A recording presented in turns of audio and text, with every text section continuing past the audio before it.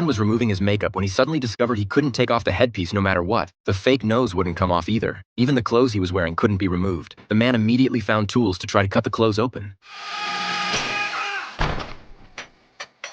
Unexpectedly, the clothes remained perfectly intact. This made him feel somewhat uneasy. Left with no choice, he could only go home and tell his wife about this. His wife prepared to use tweezers to remove the fake nose. As blood flowed out, she forcibly yanked the fake nose off. However, at that moment, the wife discovered that her husband's wig had actually turned into real hair. Moreover, the strange clothes on his body prevented the man from using the bathroom. Jack began to feel extremely hungry. He realized something was wrong, so Jack immediately began investigating the origin of these clothes. To make himself look somewhat normal, he dyed his hair black.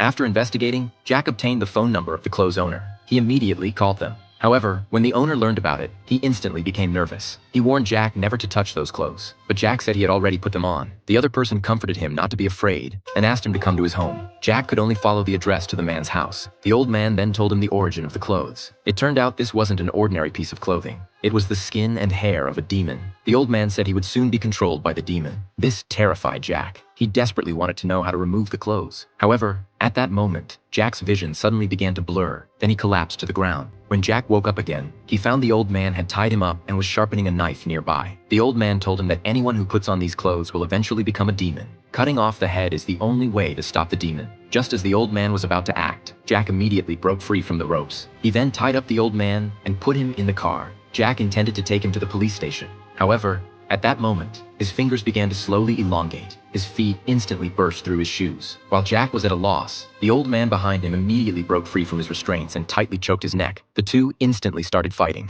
At the critical moment, Jack immediately pulled the handbrake.